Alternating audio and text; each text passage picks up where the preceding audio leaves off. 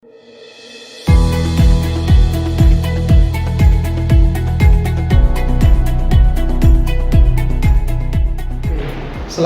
warahmatullahi wabarakatuh. Perkenalkan, nama saya adalah Supratman SPD MPD, merupakan salah satu dosen pada program studi pendidikan matematika Fakultas Keguruan dan Ilmu Pendidikan Universitas 19 November Kolaka. Jadi spesialisasi saya sesuai dengan asisten ahli saya adalah trigonometri. Selain trigonometri, saya juga mengajar mata kuliah penelitian pengajaran matematika, kalkulus, statistik terapan, dan juga struktur aljabar. Video ini dibuat untuk tujuan memenuhi salah satu syarat sertifikasi dosen tahun 2023, yaitu pernyataan diri dosen dalam unjuk kerja Tridharma perguruan tinggi atau PDD, UKT, PT khususnya pada aspek pengajaran. Jadi teknik pengajaran saya yaitu menggunakan sistem DII, Delivery, Interaction, and Assessment. Delivery, jadi di sini salah satu mata kuliah yang saya ampu adalah trigonometri dengan bobot 3 SKS. Trigonometri merupakan mata kuliah wajib pada program studi pendidikan matematika Universitas 19 November Kolaka di semester 3. Adapun bahasa pengantar dalam perkuliahan saya adalah bahasa Indonesia. Sedangkan lama pembelajaran adalah sebanyak 14 pertemuan secara tatap muka serta mid test dan final test. Selanjutnya saya akan memaparkan deskripsi singkat mata kuliah trigonometri. Jadi mata kuliah ini bertujuan untuk membekali calon guru pendidikan matematika dalam mengkaji tentang yang pertama pengukuran sudut, terus yang kedua adalah fungsi trigonometri, terus yang ketiga adalah nilai fungsi untuk sudut berealisasi, terus yang keempat koordinat kutub, yang kelima identitas trigonometri, terus yang keenam adalah grafik fungsi trigonometri, yang ketujuh aturan segitiga dalam trigonometri, yang kedelapan adalah rumus-rumus trigonometri, yang kesembilan adalah persamaan dan pertidaksamaan trigonometri, dan yang kesepuluh adalah penerapan trigonometri dalam kehidupan sehari-hari. Selanjutnya, adapun kemampuan yang diharapkan itu berdasarkan dengan CPMK pada mata kuliah trigonometri. Yang pertama, mahasiswa mampu memahami pengukuran sudut. Yang kedua, mahasiswa mampu menganalisis fungsi trigonometri dan nilai fungsi untuk sudut yang berelasi. Selanjutnya, mahasiswa mampu memahami koordinat kutub. Selanjutnya, mahasiswa mampu menjelaskan grafik fungsi trigonometri. Selanjutnya, mahasiswa mampu mengevaluasi identitas-identitas trigonometri. Selanjutnya, mahasiswa mampu menganalisis rumus-rumus trigonometri. Selanjutnya, mahasiswa mampu memahami persamaan dan pertidaksamaan trigonometri. Dan mahasiswa mampu menerapkan trigonometri dalam kehidupan sehari-hari. Adapun materi pembelajaran trigonometri yaitu terdiri dari pengukuran sudut, fungsi trigonometri, nilai fungsi untuk sudut berelasi, koordinat kutub dan koordinat polar, identitas trigonometri, grafik fungsi trigonometri, aturan segitiga dalam trigonometri, rumus-rumus trigonometri, persamaan dan pertidaksamaan trigonometri, inverse fungsi trigonometri, penerapan fungsi trigonometri. Selanjutnya adalah interaction. Di sini adanya interaksi yang terjalin antara dosen dan mahasiswa guna mencapai capaian pembelajaran. Jadi proses interaksi di sini menggunakan sistem Learning Student Center atau disingkat dengan LSC, di mana proses ini itu menempatkan mahasiswa sebagai subjek pembelajaran sehingga mahasiswa bisa belajar secara kreatif mandiri, dan inovatif sesuai dengan kemampuan mahasiswa masing-masing. Selanjutnya, sistem Learning Student Center ini terdiri atas 3. Yang pertama, pembelajaran interaktif. Jadi dosen, sistemnya di sini adalah dosen mengajar di dalam kelas, menyisipkan pertanyaan kepada mahasiswa dan meminta pendapat mahasiswa. Yang kedua adalah small group discussion. Jadi di sini betul-betul melibatkan kelompok mahasiswa dengan dosen untuk menganalisis permasalahan pada materi yang diajarkan. Terus yang ketiga adalah self-directed learning. Jadi pemberian tugas belajar kepada mahasiswa baik berupa kuis maupun tugas rumah. Selanjutnya adalah assessment.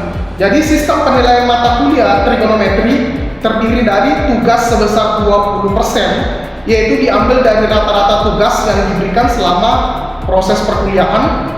Selanjutnya kuis sebesar 10%, diambil dari nilai tertinggi dari kuis sebanyak 2 kali. Terus keaktifan mahasiswa pada saat proses perkuliahan akan menjadi pertimbangan dosen dalam menentukan nilai akhir. Selanjutnya, kehadiran menjadi syarat untuk mengikuti ujian mid semester dan juga final test. Maksimal ketidakhadiran mahasiswa sebanyak 5 dan kehadiran menyumbang penilaian sebesar 10%. Selanjutnya, ujian tengah semester atau UTS atau mid dan final test atau UAS masing-masing menyumbang penilaian sebesar 30%.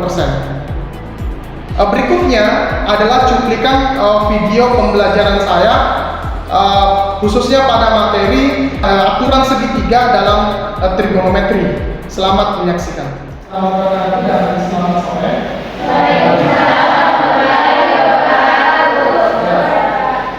Jadi sebelum kita memulai proses pembelajaran, ada baiknya ya kita perlu kali ya menurut agama dan kepercayaan kita masing-masing. Ya, mulai.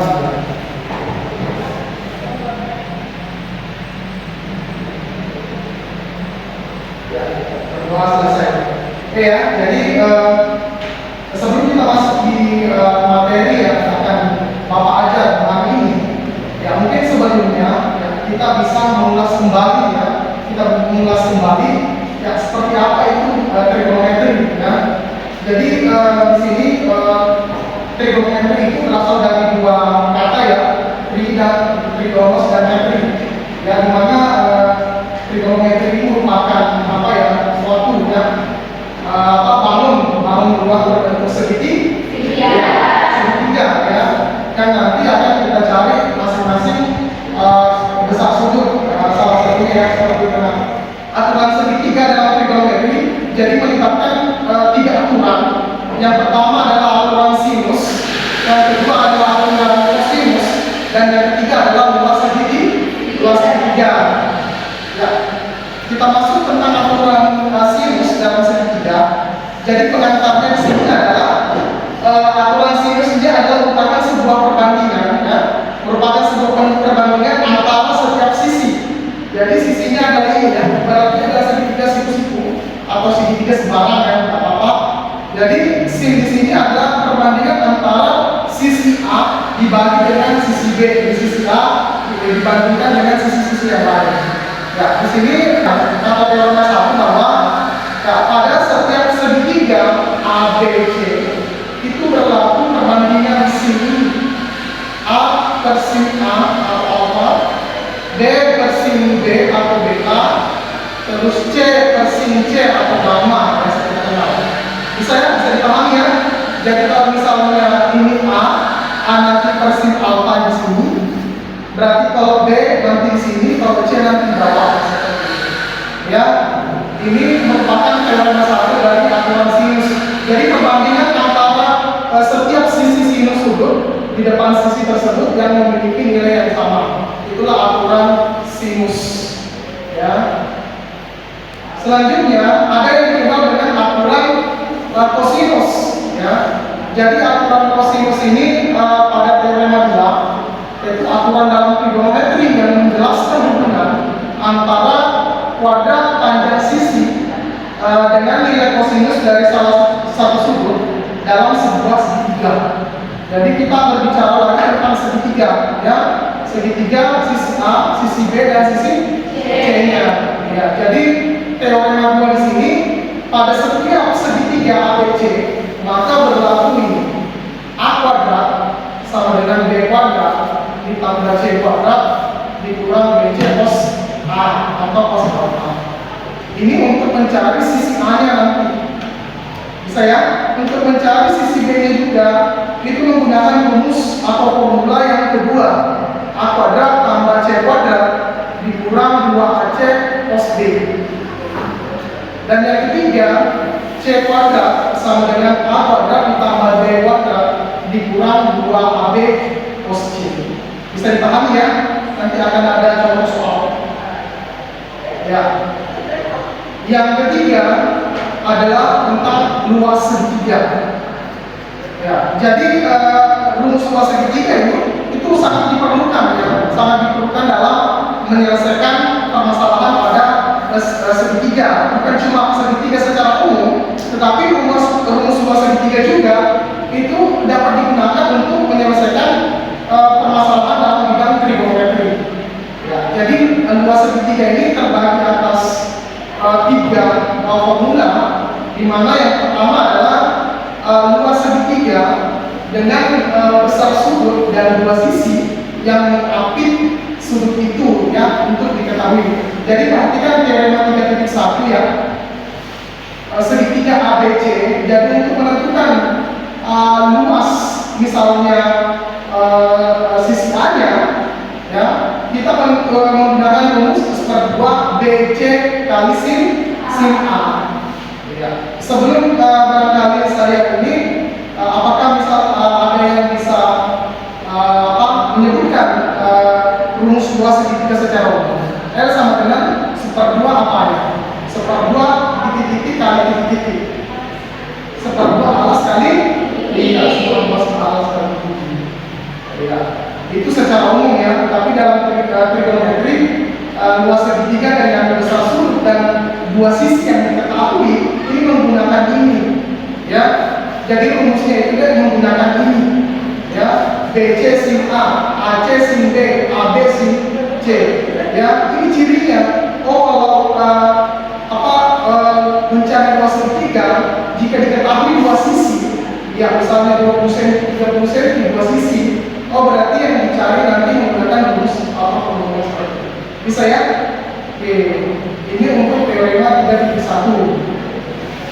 Ya, selanjutnya di sini luas segitiga bentuk 45 dan 60. Jadi sebelum kita menyelesaikan masing-masing jarak, ya, dan sebelum kita menyelesaikan masing-masing jarak, kita harus tahu dulu ya, kita harus cari dulu sudut betanya. Ya, pernah nggak dengar? Pernah lihat? Sudut A ditambah sudut B tambah sudut C sama dengan 180. Betul nggak? Sudut dulu 180 ya? Iya. Jadi kalau kita sudah temukan sudut A yang 45, terus kita sudah temukan sudut gamanya 60, berarti sudut betanya tinggal 180 dikurangi 105. Berapa 105 itu? Tahu ya? Berarti sama dengan berapa? Jadi sudut betanya kita sudah dapat. Nah, kalau sudut betanya kita sudah, kenapa sudut betanya kita harus cari? Karena yang dicari jaraknya masing-masing sini. Bisa dipahami ya? Jaraknya masing-masing dari A ke B dan ke M ke A. Ya, kita lanjut. Ya, sehingga kita bisa menggunakan sebuah perbandingan A per sin A, C per sin C. A-nya kita masukkan karena yang kita cari tadi sudut A, yang dicari kan sudut A ya. Sisi A yang akan dicari. Ya, ini adalah sisi A, tentukan jarak M dengan A ya, dari sisi A kita cari. Nah, jawabannya adalah 269,449 cm. Ini adalah merupakan sisi A-nya. Dapat ya? Terus untuk yang sisi B-nya adalah 368,068. Ini menggunakan aturan sinus, ya. A per sin A, B per sin B, C per Bisa dipahami ya? Jadi kalau kita nanti mencari seperti itu, jangan masukkan semua A per ini B sama dengan B per ini, C sama dengan tidak bisa. Masing-masing dibandingkan saja. Ya, bisa dipahami ya? Oke. Nah selanjutnya kita masuk di contoh aturan kosinus. Ya, jadi di sini ada contoh dua dalam aturan kosinus. Ini kita berbicara sketsa lokasi lapangan golf.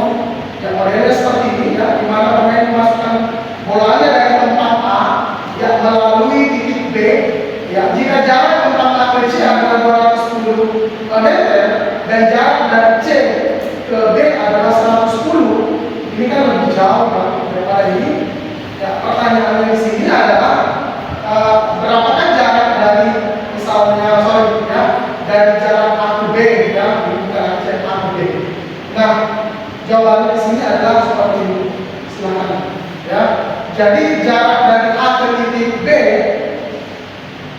ya ini ya, bisa saya mungkin saya sebutkan. Nah, ini kan A, ini kan A, berarti ini A ya. Betul ya? Ini B, berarti ini B. Ini berarti bisa dipahami?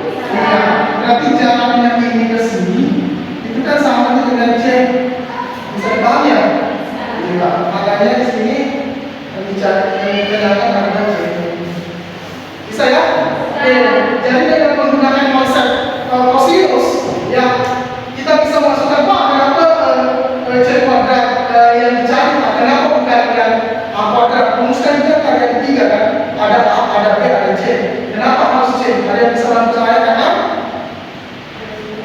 satu orang. Kenapa harus C yang dicari? Karena satu orang kan? Ya, oke. Kenapa harus C yang dicari? Karena di soal ini yang ditanyakan adalah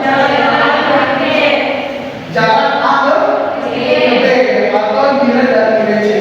Bisa ya? Oke. Jadi misalnya kalau di sini tanda tanya, berarti yang dicari apa? B ya? Oke. Berarti kita lanjut lagi. Ada pertanyaan dari sini? Nggak ada ya? Oke. Berarti kita tinggal masukkan konsep rumusnya, masukkan semua nilainya, semua dimasukkan.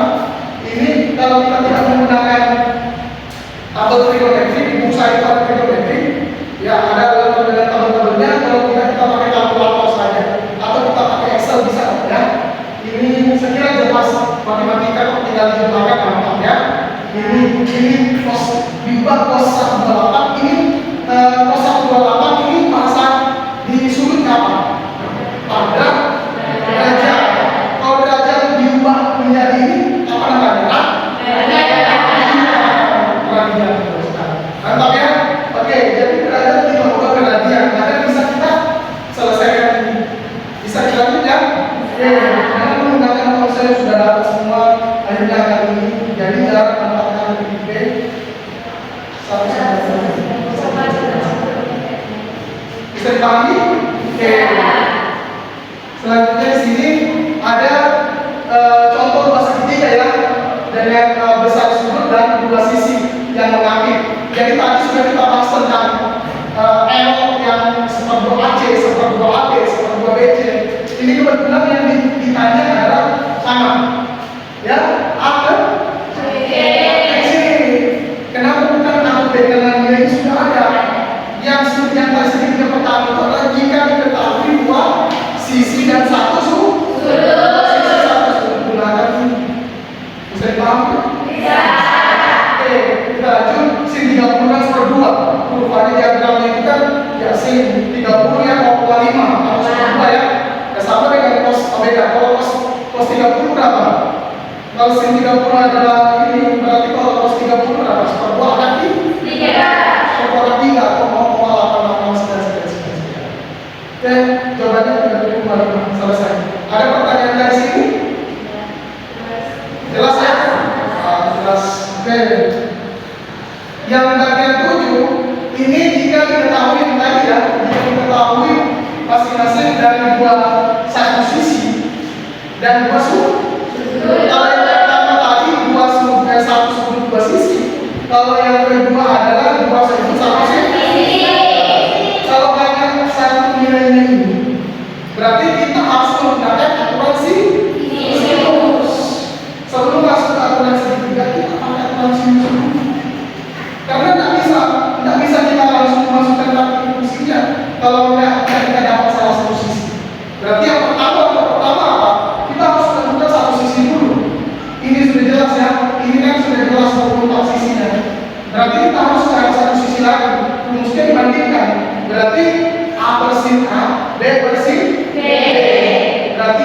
sin A, B per sin B, atau misalnya A per sin A, C per sin C. Jadi tinggal kita masukkan, misalnya 24 per 60 derajat sama dengan titik-titik per 30 derajat. Nanti kita kali silang. Kalau kita kali silang, A per misalnya A besar, di sini misalnya B besar. Kalau kali silang kan seperti ini, gitu ya? Ya bisa barang nanti ini bisa dipahami ya? Kita lanjut ya. Sehingga kita peroleh luas segitiga ABC ya. Kita dapatkan nilainya seperti ini ya, seperempat dan seterusnya.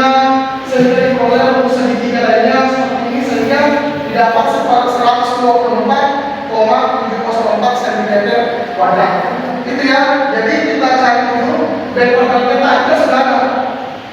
Tak bingung dari mana itu 24? Ya kita cek betul. Ini kan, gitu ya.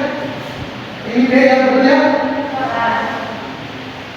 Bisa ya? Jadi kan ada 24 ada B nya. Bisa dipahami? Iya. Sehingga di sini ya B kuadrat sin A sin C.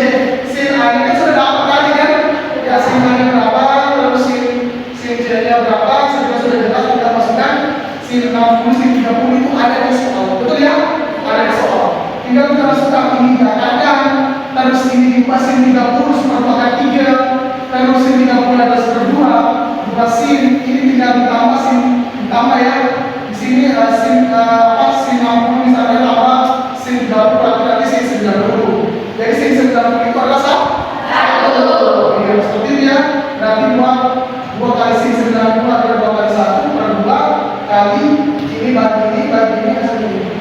Bisa dipahami ya? Oke. Ada pertanyaan dari sini? Oke. Yang kelima di sini tentang menggunakan rumus Taylor. Yang ini ada di masalah pengajian. SD itu apa? Nah, ini dapatkan diketahui semua sistem ABC itu berapa? 16, 14, sama 10. Ya, kita menggunakan formula yang tadi. Ya, berarti kita tidak masukkan seperti S-nya di sini adalah 20. Betul ya? Jadi S-nya 20 akibat dari 40 per 2. Berarti 40 bagi 2 adalah 20, hasil dari penjumlahan. Bisa dipahami ya? Nah, ini kalau kita masukkan substitusi nanti ke dalam, berarti 20 kita kasih 20. Bisa? Dan 20 dikurang 2 kali ini kurang ini kurang ini. Bisa dipahami ya? Mungkin ada seperti ini modelnya. Iya. Ada pertanyaan? Innovation? Ada pertanyaan? Ya, silakan. Kalau tidak ada pertanyaan, ya mungkin saya tanya. Yang ini yang depan. Siapa? Silakan. Perkenalkan diri.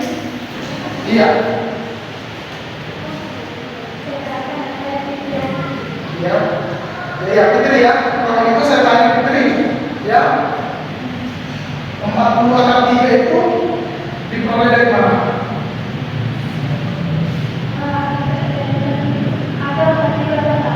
Penjabarannya dari mana? Ini sudah pasti tidak menggunakan kalkulator. Karena kalau kalkulator pasti kuat, gitu ya. Nah, bagaimana penjabarannya ini? Akar 4.800 kok tiba-tiba jadi 40 akar 3? Pernah nggak penjabaran akar? Ya. Kalau 4.800 saya pakai kalkulator nggak ada masalah sebenarnya. Ya, tapi kalau yang seperti ini, nah berarti kita harus menjabarkan. Satu orang satu tulis apa ayo langsung naik. Nah, ayo langsung ya tanpa ditunjuk langsung. Ayo silakan. Oke silakan. Nah, jadi bentuk penyederhanaan dari 4.800.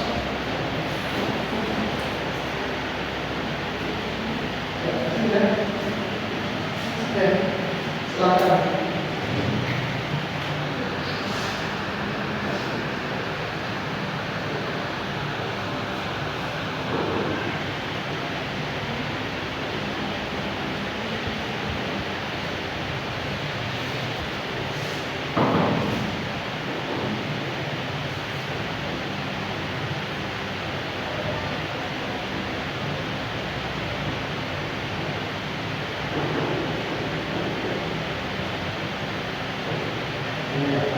Benar ya? Oke, beri aplaus buat temannya. Benar ya? Penyamaan dari akar dari 1600 dikali dengan akar 3. Akar 1600 kan sama dengan 40 ya, 40 akar 3. Oke, mantap ya? Gitu ya? Oke, mungkin pintu juga mungkin terlambat ya. Sudah sama jawabannya. Oke, ya di sini ya sebelum kita terkait dengan soal latihan, ya apakah ada yang ingin ditanyakan dari tiga aturan dalam matemasi tiga ini, baik itu aturan sinus, aturan kosinus, atau bahkan tentang luas segitiga? Silakan.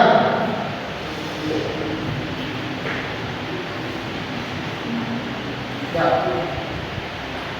Apakah ada yang ingin ditanyakan? Yang sama di bawah hijau, atas nama siapa? Di siapa dulu? Oke, silakan. Apa yang ingin ditanyakan? Tentang sinus, kosinus, atau luas segitiga? Atau sudah paham? Sudah paham ya? Oke, sudah paham ya? Oke ya, jadi sebelum kita mengakhiri pertemuan pada sore hari ini, di sini ada soal latihan ya. Jadi soal latihan itu sama tadi dengan proses pengerjaan pada contohnya ya. Di sini ada 3 nomor ya, nanti bisa diselesaikan ya. Nanti bisa diselesaikan baik itu aturan sinus untuk nomor 1, aturan kosinus untuk nomor 2, dan juga luas segitiga untuk yang nomor 3 ya. Apakah pertemuan pada sore hari ini apakah dimengerti terkait dengan aturan segitiga dalam fungsi trigonometri? Bisa dipahami ya? Oke. Kalau begitu mungkin ini tugasnya nanti bisa dikerjakan di rumah ya. Mungkin bisa dikumpulkan pada saat perkuliahan berikutnya seperti itu ya. Oke, saya kira itu untuk pertemuan hari ini saya cukupkan. Saya akhiri dengan ucapan Assalamualaikum warahmatullahi wabarakatuh dan selamat sore.